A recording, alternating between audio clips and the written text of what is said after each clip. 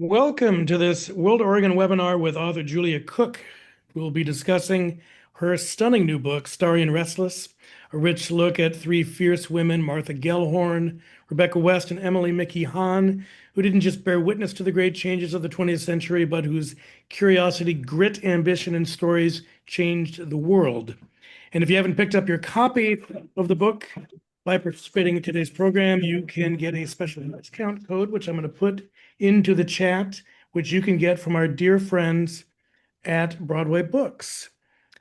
But before we get to today's program, I do want to tell you about a few things that are coming up. Hold on one moment here. If you're in Portland, you can join World Oregon and our partners PEMA and Oregon Humanities at Broadway Books on March 18th at 6 p.m. for Revolutionary Myanmar, which is a look at women on the front lines with authors Edith Morante and Jenny Hedstrom, looking at firsthand experiences in Myanmar's war zones and a focus on the roles that women in the current struggle are playing against the brutal dictatorship there. And I'll put that into the chat. Also coming up March 19th at noon, right here in Zoomland, we're going to have Mark Lynch, who is one of our premier documenters of the Middle East. We've had him before with the Arab Uprising and the new Arab Wars. He's going to be talking about America's Middle East, examining the impact that Washington has had on the region, presenting a very candid and embroiled critique of U.S. foreign policy in the region since the end of the Cold War. Also coming up, we have a very interesting program in partnership with George Fox University with Cornel West and Robert George.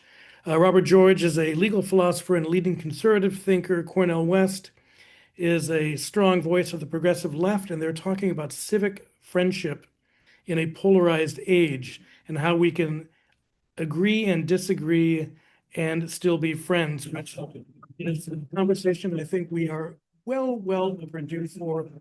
And also Bridge Together is our World Oregon fundraiser, April 29th at the Research Center. And we are extremely excited for all of you to join us as we celebrate global connection. And it's a way to support the mission of World Oregon over the last 75 years and 75 years forward. So I'll put all of these things in the chat.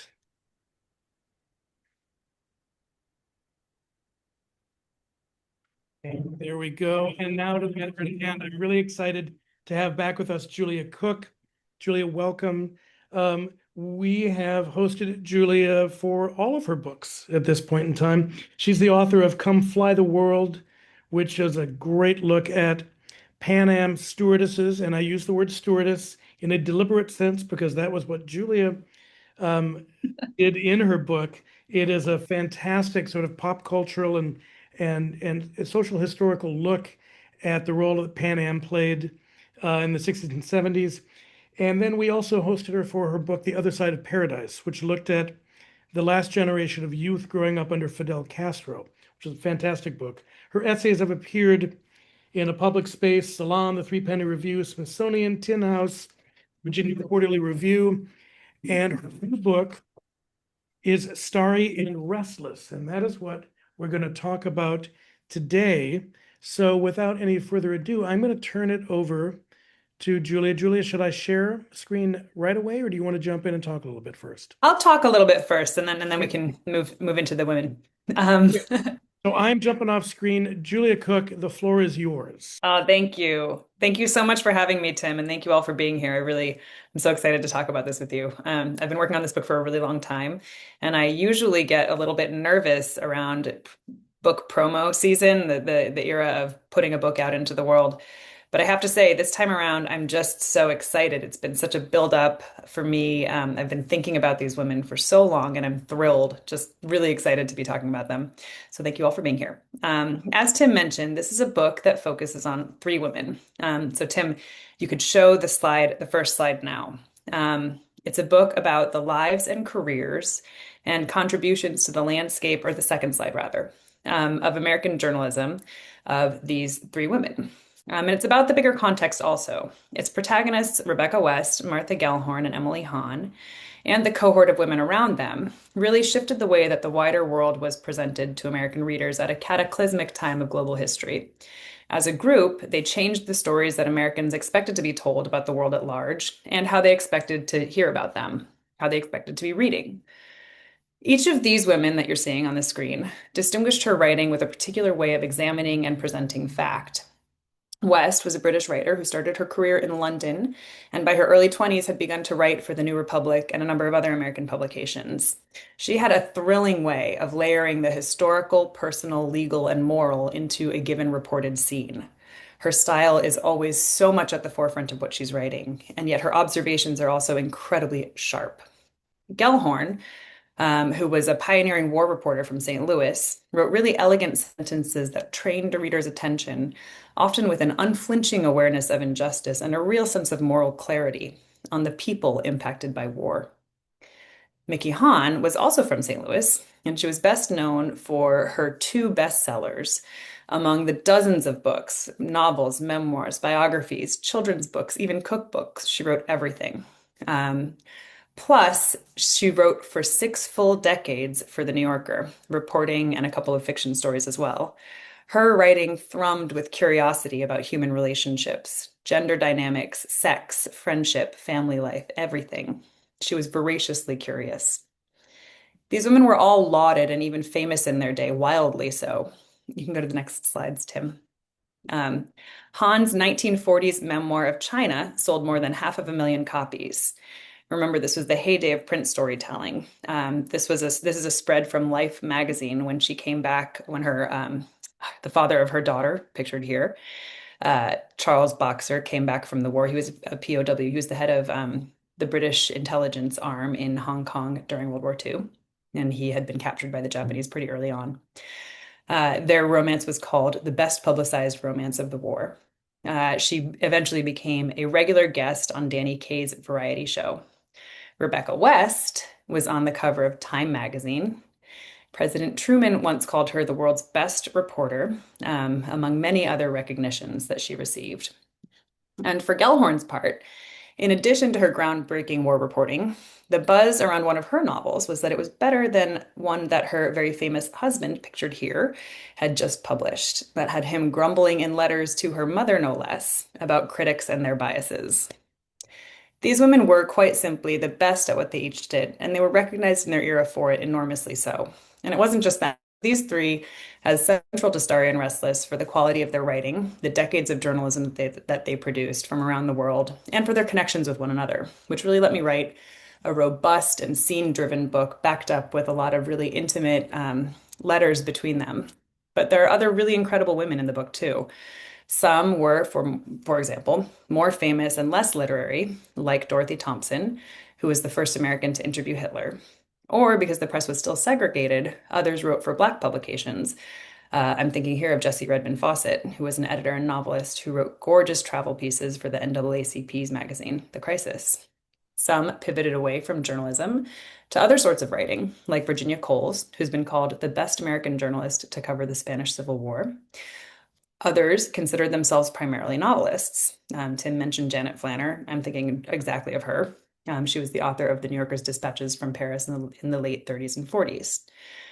The broader point here is that there were so many of these women. They were really good and they were well recognized, but somehow we've lost track of many of them. Tim, can you switch to the next slide quickly? And where they are remembered, thank you, it is as individuals, not as a robust wave of women heading out into the world to tell the United States back home about it. Part of the reason why I wrote this book was to figure out why and to bring them back into the conversation because I loved learning about who they were and how they lived and how they traveled across this incredible globe. So now can you stop the screen sharing? I'll just talk directly to you guys a bit. Let's back up a little bit first. Before I get more specifically into each of the women, I want to give you guys some background into how and why women have for centuries been a part of the American press. It's a really rich and robust history that, frankly, I had not known anywhere near enough about before I began to write research and write this book. Back in 1830, the American press served as enough of a magnet to bold, opinionated women that it attracted the attention of Nathaniel Hawthorne, who wrote about how the impropriety of a woman who displayed what he called her naked mind to the gaze of the world. A newspaper office back then was no place for a woman. It was cramped and small and dominated by the clack of presses and the dark, peppery scent of ink and filled with men. Still, women, including Hawthorne's friend Margaret Fuller, muscled into those newsrooms to work as what Hawthorne called ink-stained Amazons, which I love. They did it anyway. Some even ignored the convention that a woman's name not appear in print, save in birth, marriage, or death, and even claimed credit in a byline for her own writing. By 1900, more than 2,000 women, just over 7% of the total, worked as journalists.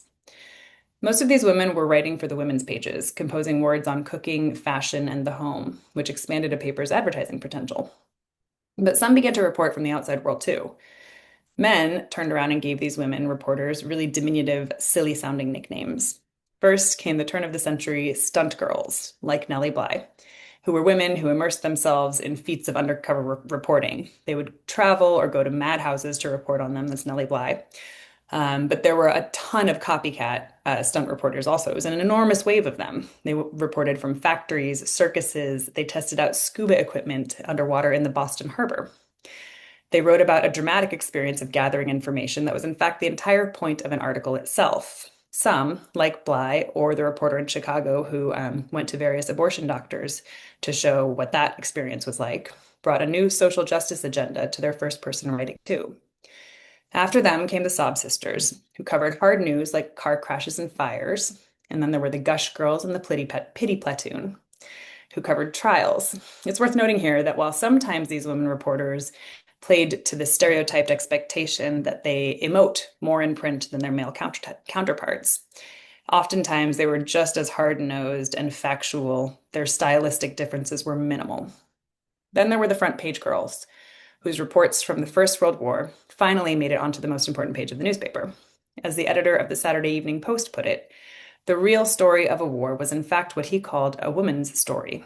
There were stories that happened in feminine domains, among nurses who attended to wounded soldiers or cooks who figured out how to feed troops. He sent 4 women to Europe, even though they weren't allowed anywhere near the front. The fighting itself was officially still a man's world, which is not to say that women did not get there. They did. They just had to push their way past official rules and regulations to get at the front. Sometimes, given that kind of daring do, papers would even publish articles about the reporters themselves. There was the New York Times article about the Saturday Evening Post, which sent women to Europe, for one. And then there was something like Nellie Bly. Her 1922 death earned a front page tribute under a headline that called her the best reporter in America, all caps, no gendered caveat. From there on out, films, plays, and stories began to push an archetype of the woman journalist firmly into the American imagination. An avalanche of fast-talking, notebook-wielding, skirt-wearing reporters appeared on stages and screens more than ever before. They talked like this. They were all over the place. I'm talking about 2 decades before His Girl Friday. I bet a bunch of you have seen His Girl Friday. That was the only one of these movies that I had seen before beginning to work on this book. But I had no idea that long before then, there were dozens and dozens and dozens of films about sob sisters. USC Annenberg has compiled an incredible list of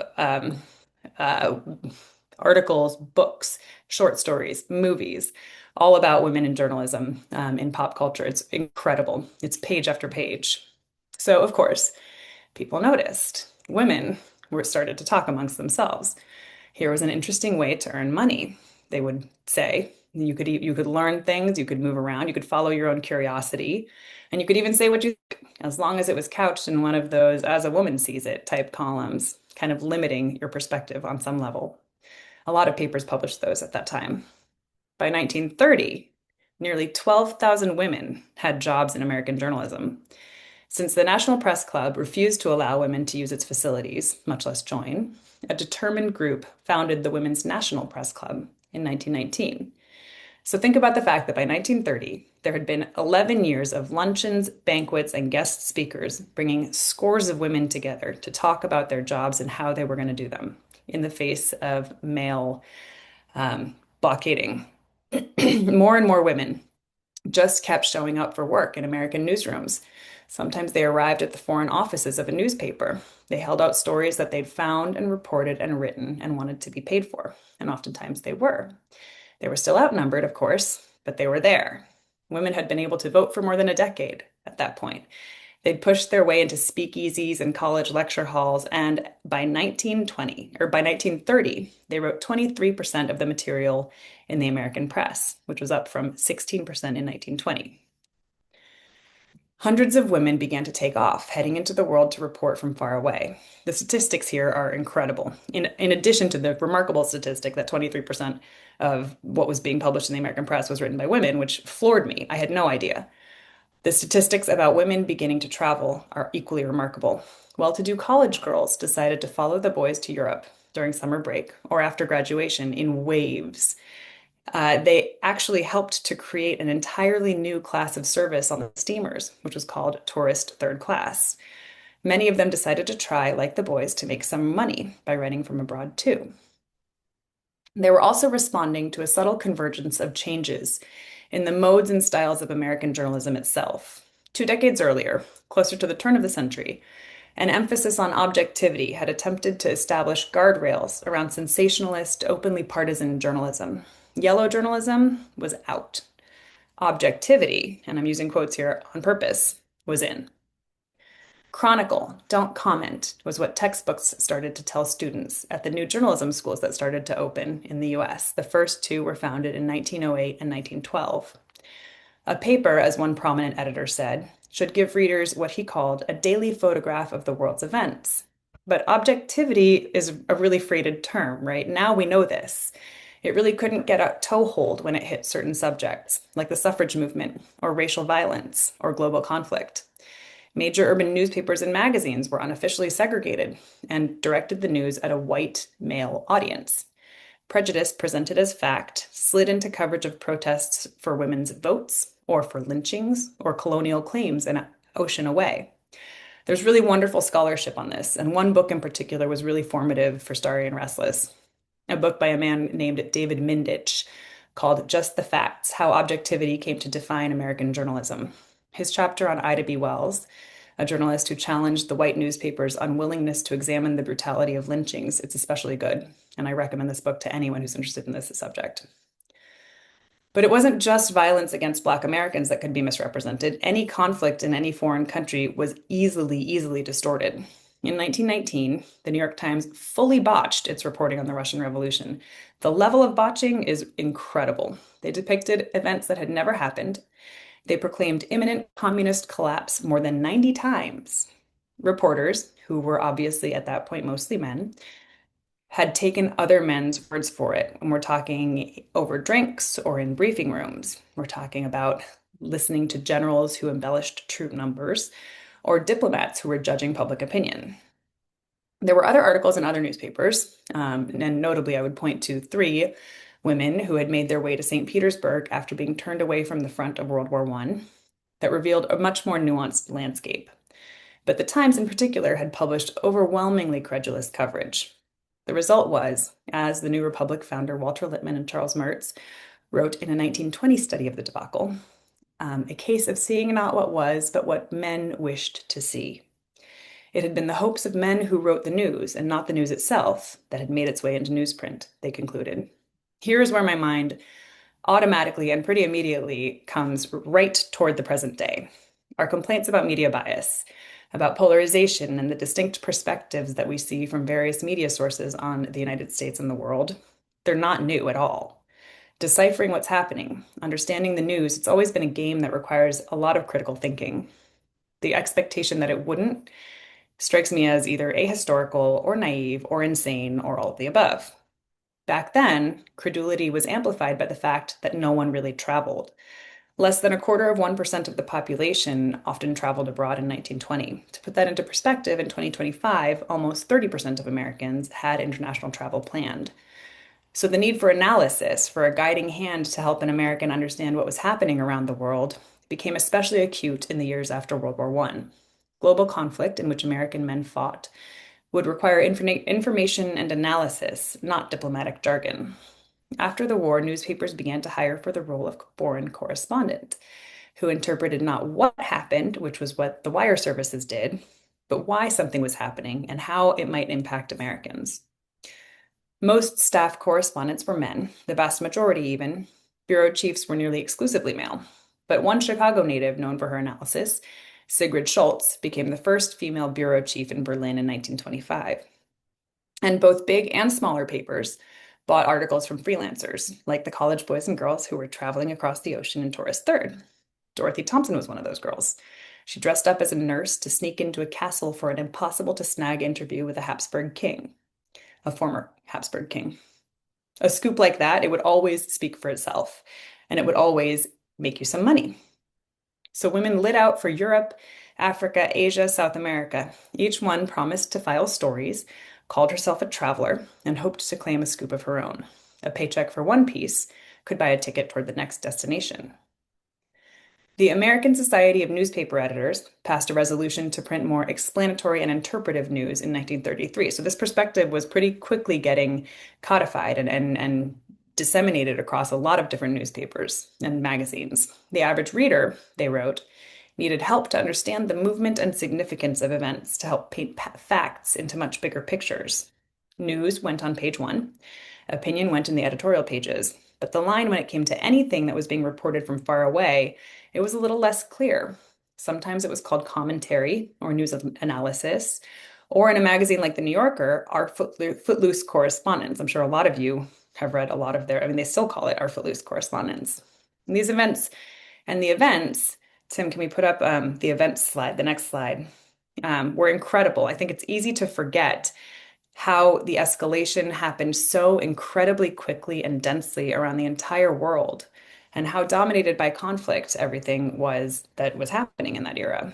In Europe, there was the rise of Hitler, the Spanish Civil War, the consolidating USSR. Then there were the countries in Africa and South Asia and South America that were increasingly pushing back against colonial brutality. In Asia, Japan invaded Manchuria.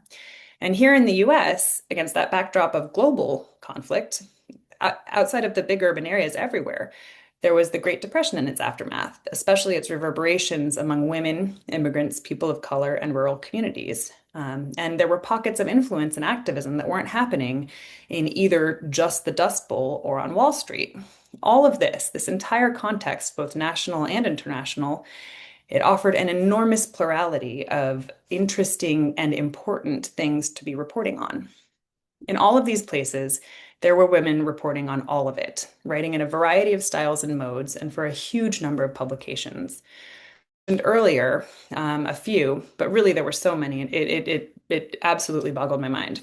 There were journalists like Thompson and Coles, Black activists and writers like Fawcett, but then there was also Ethel Payne and Marvell Cooke. There were novelists like Flanner, Molly Panter Downs, Fannie Hurst, Edith Wharton wrote incredible essays from the First World War. There was Willa Cather as well. And there were so many others, so many that, to cite only one example of what I found in my research, most of the issues of Harper's that I consulted had at least one unexpected story written by a woman about a faraway place, Fiji, Chile, like not just. Each of these authors was attuned and even culturally trained to notice different details than their male counterparts. Women were often limited by regulations that kept them from equal access. I mentioned war fronts before, but official briefings, even not at war, were oftentimes off limits to the women.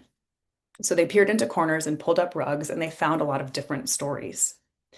They were not the only journalists employing new styles. They were not the only journalists who were writing in the first person and focusing on regular people. There were plenty of other women and men who were similarly, rubbing up against the constraints of the journalistic tendencies of the time. And they were really experimental and focused on regular people.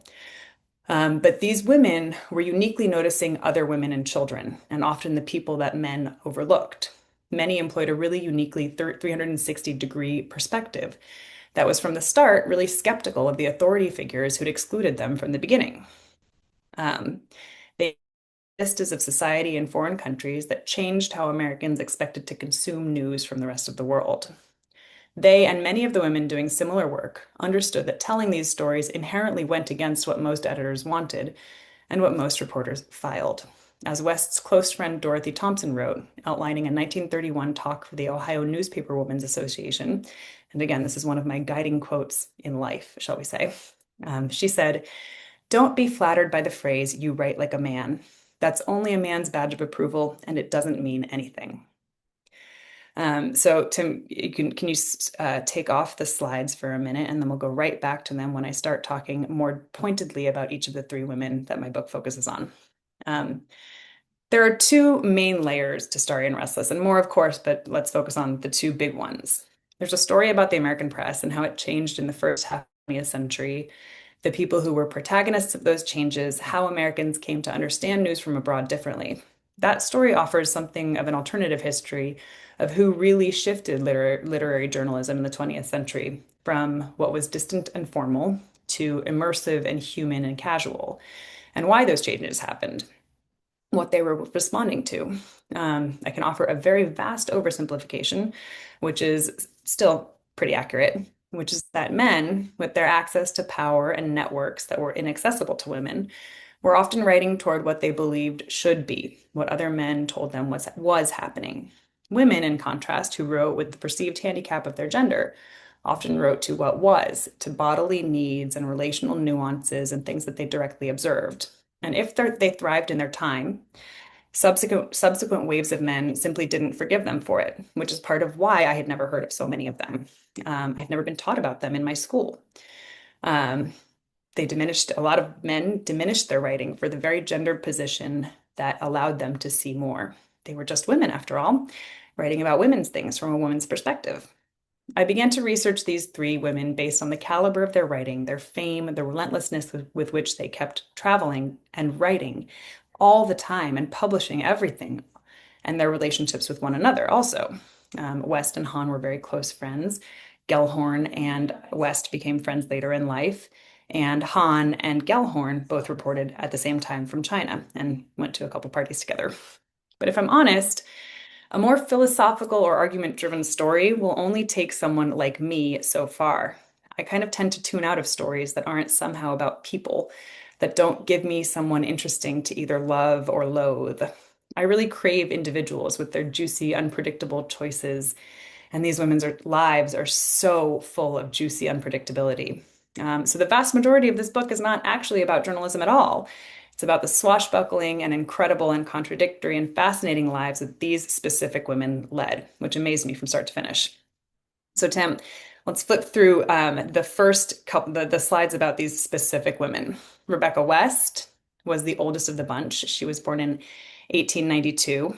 She was once among Britain's most prominent socialist suffragettes. She was a real rabble-rouser from the start. She wrote a poem in middle school. She almost got kicked out of middle school for writing a poem in class entitled The Death of God. She published really cutting and book reviews of famous authors from when she was 19 years old on, including H.G. Wells, who was almost 30 years her senior, and with whom she had an affair, which left her as a single mother at age 22 in an era that was profoundly unfriendly to single mothers.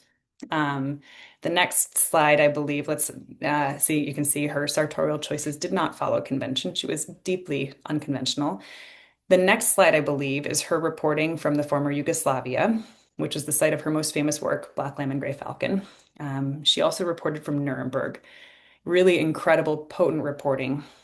She was a real friend to many. I think the next slide is her, yep. This is her in the south of France. I got access to an incredible load of photos in an archive, among which were photos of her with the friends that she gathered at a house in the south of France. Once she had enough money to do so, she would rent a house on the coast every summer for a month and a half. And she invited a lot of younger women writers to join her. In her obituary, Molly Panter Downs noted, sorry, my hallway outside my office has a lot of children running around. You might hear a bunch of kids. In the obituary that the New Yorker published of Rebecca West, Molly Panter Downs first noted, the first paragraph is about her incredible capacity for generosity, especially to other women, and especially to other younger women writers. I think the next one is also of her in France. And then we've got her, she loved these trips that she took every summer. She often brought her son, Anthony, as well. And then we've got her and her husband, Henry Andrews, who was a true supporter of her writing. She also loved cats, and she wrote beautifully about them. And she was quite fashionable. She loved clothes. She once blew the entirety of a paycheck for a novel on one single gorgeous hat. So then we've got Emily Mickey Hahn. Oh no, this is her, Rebecca West at the height of her powers. And then we've got Mickey Hahn. Mickey Hahn, this is right after she graduated from the University of Madison, Wisconsin. She went to Madison, Wisconsin, unsure of what she would major in. And then a professor, she took a mining geology class because she had always been fascinated by the natural world. And her professor said to her that the female mind was incapable of higher mechanics, at which point she said, right, I'm going to major in that, aren't I? So she did. She majored in mining engineering. She became the first woman to graduate with a degree in that from Wisconsin. And she went on to work for a year at an engineering firm in St. Louis, but she hated it. She could not stay still. So she took off. In college, she had driven across the US in 1924 in a Model T Ford dressed as a boy. This is her on that trip. And the next photo is her. I know this is just a college glamour shot.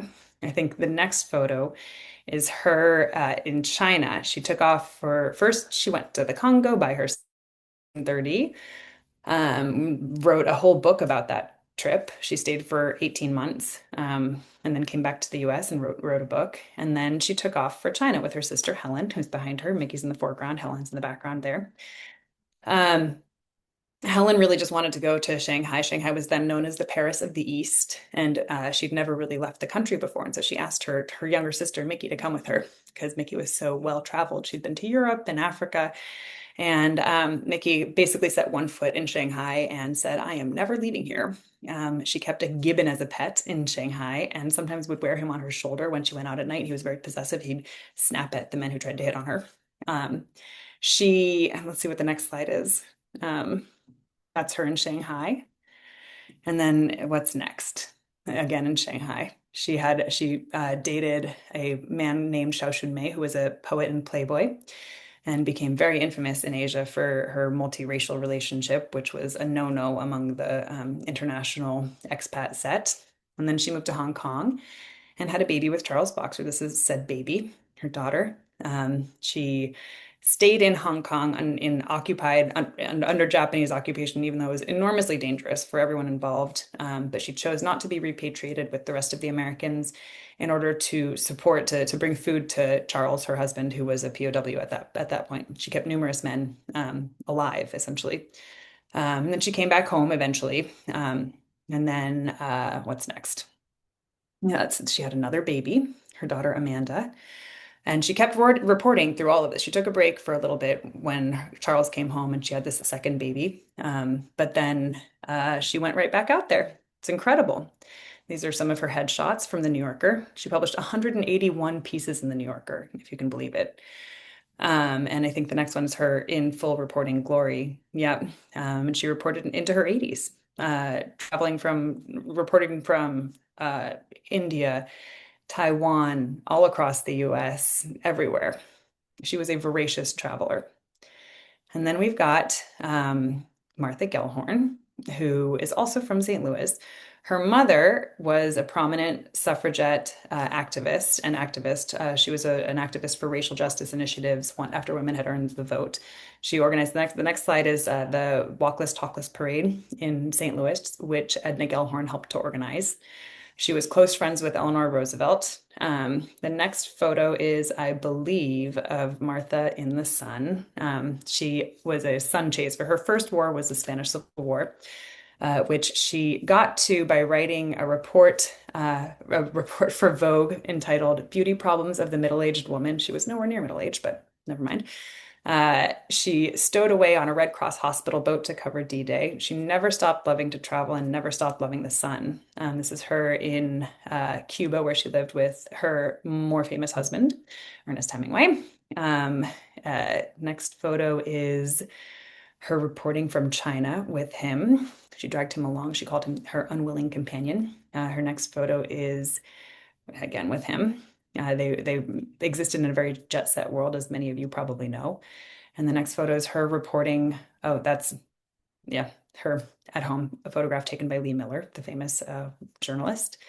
Next photo is her reporting from war, from World War II, which is the site of her most famous writing. She really shifted the game for war reporting and made human interest stories much more of a normal thing, and much more of a voice-driven thing. Next photo is Virginia Coles. Virginia Coles was close friends with Martha Gellhorn. She's kind of a supporting character in the book. She did not leave an archive, which was a challenge for me on a research level. But she and Gellhorn reported together from World War II, and wrote a play together. This is them rehearsing the play. And the next photo is her family. Coles takes on a much smaller role in the book due to not leaving an archive. Archives and relationships are really what brought this book together because they all wrote letters to each other, which really helped animate it. Starry and Restless benefits enormously from these letters. Last week or 2 weeks ago, a critic wrote in The Atlantic that the book offers a banquet of detail alongside a portrait of three women who broke with the expectations of their day. And that detail and intimacy is directly a result of the letters that they all wrote for each other, to each other. So I think that those are the photos. And I'm going to conclude this talk portion by saying that as I've begun to talk about this book, I've been asked about my hopes for it. My biggest hope for this book while I was writing it was to get more of these women back into the public imagination and onto the syllabi of journalism schools and creative nonfiction programs where I had never encountered any of them. Really, the whole Tom Wolfe, Gay Talese, Joan Didion, New Journalist crowd of the 1960s is still largely credited with the broad stylistic innovation in narrative journalism that would shift American journalism forever. That is not how it played out. And I wanted to write a fun, swashbuckling book that would really draw readers toward these women and their writing. But in the last year, with all of the challenges that we're facing, my hopes have become both more politically pointed and more imaginatively diffuse.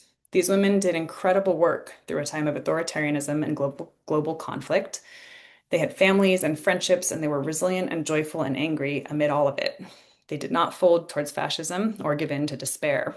They were people who believed in the force and power of witness and storytelling and saying things as they were, as a way to bridge huge distances and to combat extremism.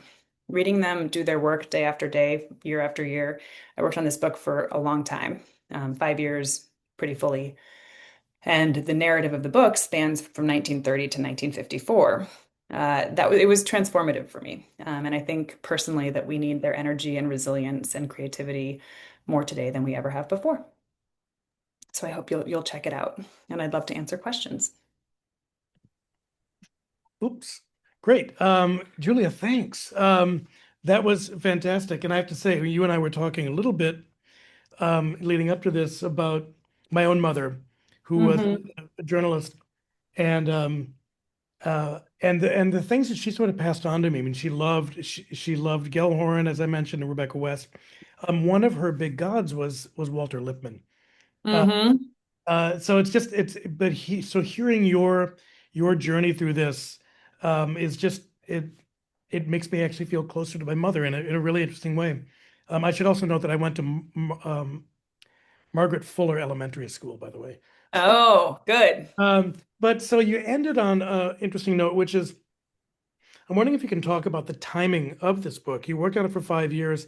You couldn't, or maybe you did know 5 years ago where we were headed, but do you think that the book has an object lesson for the challenges facing journalism currently? It's yeah. So looking back on it, I wrote the book review that kind of sent me down the road toward writing this book in 2018. So while I spent 5 or so years really working on it, it's been in my head for a lot longer. And I started in an era in which I could not have possibly foreseen where we were going to be right now, just on any level. Um, and I don't know about whether they offer an object lesson. I do think that they offer a lot of pockets of insight and inspiration and parallels that can offer both. I mean, I can only speak for myself, which is to say that I have clung to various aspects of their lives and contexts in order to figure out how to navigate the present day. And I'm thinking here about, we read all the time about how anger is essential for, to keep us resisting authoritarianism and collective, creating the kind of collective movements that can help us to both come together and, move through this moment in time. But we also need pleasure.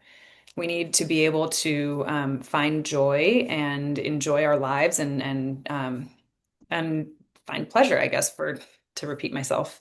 And reading their writing and the ways that they were able to navigate an era that has a lot of uncanny resonances with our own was very helpful for me. So if these three were working today, what might they be doing? And how might they respond to the seismic changes we're seeing in terms of global events, continuous war, and the threats to press freedom? I think that they would be doing almost exactly what they were doing. I think, which is to say that I think that they would find specific stories that they think are important and emblematic of larger things that were happening. I think here directly of Rebecca West reporting on a trial in Greenville, South Carolina, that she felt it was the first time that a white lynch mob had been called into the courtroom to be brought to justice. And she saw that moment as emblematic of much bigger currents in American society. She was completely correct to do so. But the point is that you can't tackle the big things without also examining the little things really closely and putting them into a larger mosaic. And so I think that's as true today as it was back then. And so I really do think that they'd be doing almost exactly what they were doing. Well, it's interesting because in thinking about it, we were talking about that before the program. These sort of is it really ever any different than it was then? I mean, I just saw the documentary on Seymour Hersh, Cover Up, which we think that we're in, people keep talking about we're in unprecedented times, which I think we have to Yeah, put a moratorium on because totally. we have No, seen these times are totally precedented. we've They're seen completely things precedented. happen over and over and over again. I Yes. just think it's our stomach for the fight and our stomach for the truth may have changed. Um, And the mediums are very yeah, different yeah. right now. Obviously, these women were writing in an era in which a daily newspaper was about the fastest news that anyone would get, right? And that's not the case anymore. So that is a fundamental sea change. Um, So what would Mickey Hahn have done with the 24-hour news cycle? I have no, oh my God. I think she would have become more of a media personality. I think that each of these women, one of the uniting characteristics that really brought them together was that they were really resistant to group think, group politics, group cohesion. And for better and worse, I think there are really wonderful things about that perspective and also pretty problematic elements of it. But I think that she probably would have become, I'm torn actually. It's such a good question. I have a hard time figuring out exactly what she would do. On the one hand, she had uh, a real gift for becoming the center of attention and claiming the spotlight, which I think would lead her to being like some kind of, media personality of some sort. But at the same time, she also was really committed to unpredictability and to doing whatever she wanted to do whenever she wanted to do it, no matter how little that cohered with anyone else's image of what she should do. So she might not have done that. It's such a good question. I'm not sure. Um, so I couldn't help but think, I recently also saw the Lee Miller film with Kate Winslet. Mhm. So could you see this as a film? I'd love to see it as a film. I would love it. But to me, the heart of this book is in kind of an examination of both ambitious motherhood, like being an ambitious woman who was also navigating family life, which I think is hard to capture in film. And also their friendships with one another. It's hard to say because I can totally see, and I've already fielded some interest in Mickey Hahn as like a biopic type and a person of interest. But that story, to me, the other heart of the book exists in their relationships with one another, and the notion of female relationships that are not either, this catty, competitive, balkanized. There's only one woman in the newsroom, and you're going to have to compete to figure out who it's going to be. or this kind of simplistic notion of sisterhood that we have, where, sisterhood is perceived as lifting all women up and, this kind of blind loyalty that is devoid of nuance. And I think that these women stand, if there is, you said object lesson, if there is like a more, an easier to digest lesson from these women, to me, it might be that they offer an incredible illustration of the varieties of really impactful relationships that exist in women's lives as much as in men's. I think in men's, we have a lot of ideas about, there's a huge language around mentorship for men's and work for men and workplace relationships and all of these different kinds of relationships. And that doesn't really exist as strongly, I think, for women. And so to me, I would love to see a movie that really brought out that idea of, collegiality, fruitful, friendly competition. The fact that Rebecca West was constantly trying to get the editors that would approach her later in her life to write various things, she would often respond and say, in fact, this one woman already wrote something that you're really talking about. Why don't you go talk to her? Or this other woman would do this much better than I could. Go talk to her. The only thing that I would do is this. You should look up this writer. And she was always kind of referring, using her platform to refer editors to other women, which I thought was beautiful. Well, so are there Marthas, Rebecca's, or Mickey's writing today that you would like all of us to know about that we may? Definitely, yeah. My editor had a brilliant idea. Like many women of my generation, I have a somewhat tortured relationship with social media, where I sometimes really like it and sometimes loathe it, and don't like. I'm kind of uncomfortable with the disclosure that it seems to thrive on, in the sense of a public life. My editor had a really brilliant idea that um, in order to promote this book, I should be on social media and I should be doing interviews with other women journalists who are working today. And so that's what I've been doing. I've been posting little bite-sized 2 to 3 minute interview questions and reels from some of the best women who are working today. Just today, I posted an incredible reel. Lauren Sandler, who's an amazing writer, who wrote "This Is All I Got," which is an examination of one unhoused woman in New York, and her whole journey from the shelter to her journey. Uh, Lauren told me that, and she revealed that her child, Sam, was instrumental to building up this story, that she would bring Sam with her to the shelter and to the diner where she was interviewing this woman, and that, that these relationships that were inter that the relationship building that was happening, in addition, in tandem to, in parallel with her reporting, was so important, and really formative for writing the book. So like I'm talking tiny little interview snippets. So the point is that I am actively trying to spotlight some of these Rebecca's and Mickey's and Martha's of the present day. So could you also see perhaps adapting some of the material for a young adult audience? I'm just thinking of inspiring young women, I mean, we all read Harriet the Spy and, those things that make you want to go out into the world and do something. Totally. Yes, for sure. And that I find very fascinating and interesting. But to me, the bigger work is in getting men to read this book on some level. Like I think that there's no lack of empowering media for young women. I think I at least was raised with a lot of empowerment by a father who fully identifies as a feminist, who some of you might know. But he, the issue is not that. It's the bigger context and the men that I encountered from leaving my household onward.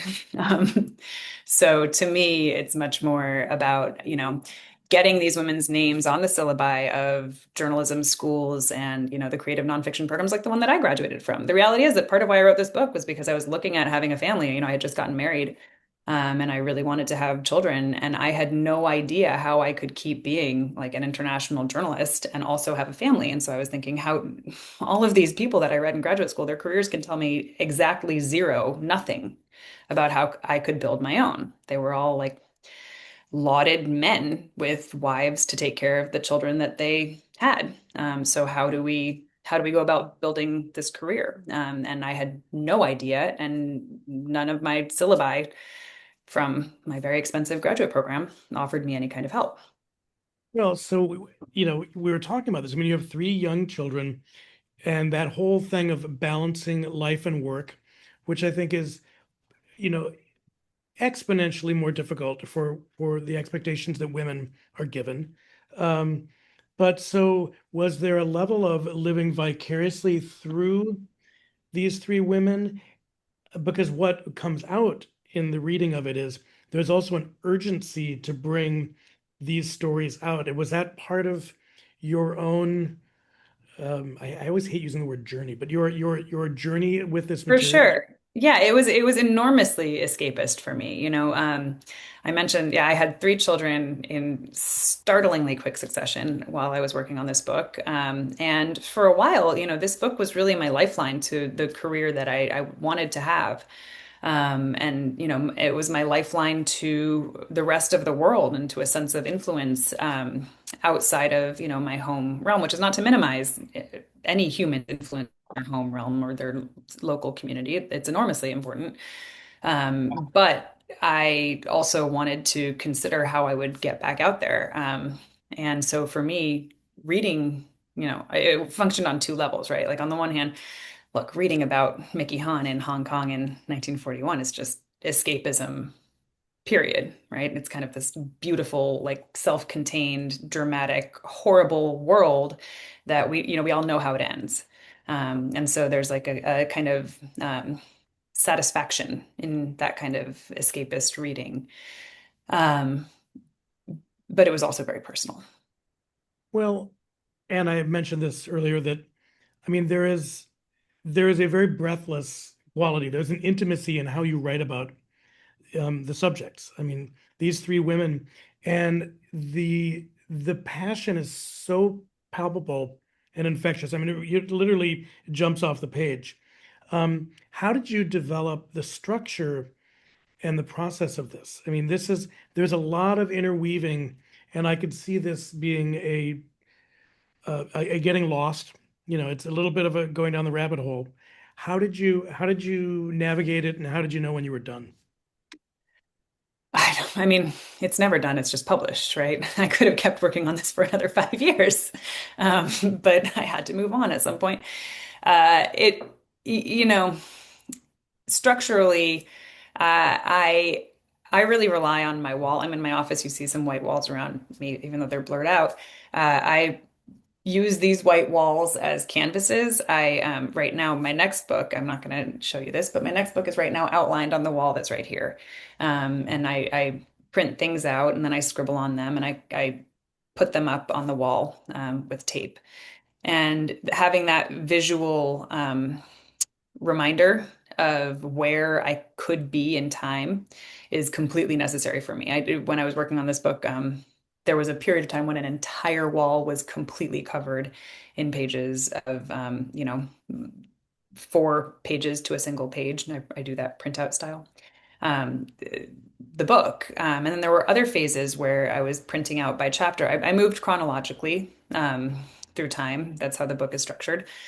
And in my mind, I also moved chronologically through the research because I needed to, one chapter, one woman would lead me to the next chapter of a different woman. But because they were interacting either geographically or via letters, it helped me bridge from one to the next without getting lost. And then also like just the physical manifestation of having the chapters one by one on the wall really helped me remind me to anchor.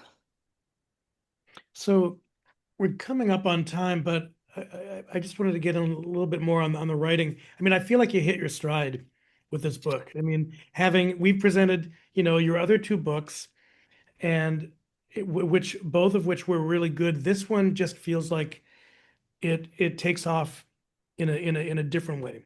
So I'm curious, where are you going next? What's the story you want to tell? And I mean, I'm just kind of curious because you have a voracious appetite. You have, it seems like, endless curiosity, which are good ingredients for a writer. So what are you working on? Well, first of all, thank you. Um, Thank you. The beautiful compliments from someone who has actually read my other writing. Um, Next up is a book. I am not allowed to talk completely in depth about it, but it is both. It's largely historical, focusing on a woman in again, in a similar time frame as this one, 10s, 20s, 30s. Actually, it spans 10s to 60s, a woman whose life was long and interesting, who is a relatively decently known kind of anti-hero in the art world, who and so three-quarters of the book is set in the past in a historical vein, and then a quarter of it is set in the present day and examines the world that she helped to create. So um, I I'm really excited to go back to a little bit of reporting. It requires a little bit of on the ground reporting in the present day, which is thrilling to me. It's been so long since I've done that mode that I'm just raring to go on that. But I really do, I've felt that starting to write about history has been revelatory to me. It's really the connections between the past and the present are so rich, and the level of misunderstanding. And I call it misunderstanding. One might say bald misrepresentation in service of the patriarchy. If you were in a different kind of mood, it's stunning to me, and it leaves so much to discover and and dig into and really, juicily represent. I mean, come on, like Mickey Hahn's life was just thrilling to get to know and write about. And so, similarly, this next book has just some incredibly rich scenes that I can't I have found in writing about history that I have these kind of moments where I'm like, I can't be the first person to think about this like this, right? Like I can't be the first person to like be putting these things together. And I'm sure I'm not the first, but I might be the first to put it together and be able to write about it and also have the platform to do so. So that's exciting. So is it a living subject? She is not alive anymore. No, she's dead. And I hope to be able to announce this in like 3 or 4 months. I'm too superstitious to talk about Well, it. you've stoked my curiosity. Yeah. One last thing, as a parent, I know we're not supposed to have favorites, but Mickey Hahn is your favorite, isn't she?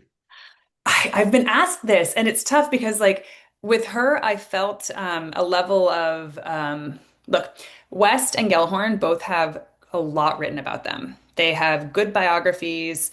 They are, really smart people have engaged with their lives in interesting ways. Mickey Hahn less so. So that was what was exciting. That was what was awesome. To me, I have realized as I've started been talking about this book that I have kind of favorite traits of each of them. Mickey Hahn, it's her irreverence and her contrarianism and the degree to which she just did whatever the hell she wanted to do whenever she wanted to do it, which I think is fantastic. Um, Gellhorn, it was her moral intelligence and her kind of sense of clarity. It's remarkable. And West, it's her capacity for friendship and her generosity, and that kind of sense of sisterhood. Great. Well, Julia, thanks. For those out there, if you haven't picked it up, it's here. Link in the chat. Um, you can go to Broadway Books and pick it up. I highly recommend it. I recommend Diversions from the World, even though we're all about engaging with the world. This is a really good reminder that we have been through difficult times, and we get through difficult times by figuring out how to tell stories and how to tell stories better. Julia, it's always a pleasure. Thank you I want to so thank much. Oh, of course. And I want to thank the audience for tuning in with us. Um, and we look forward to hearing what is coming from you next. Thank you. Okay, thanks a lot. Bye.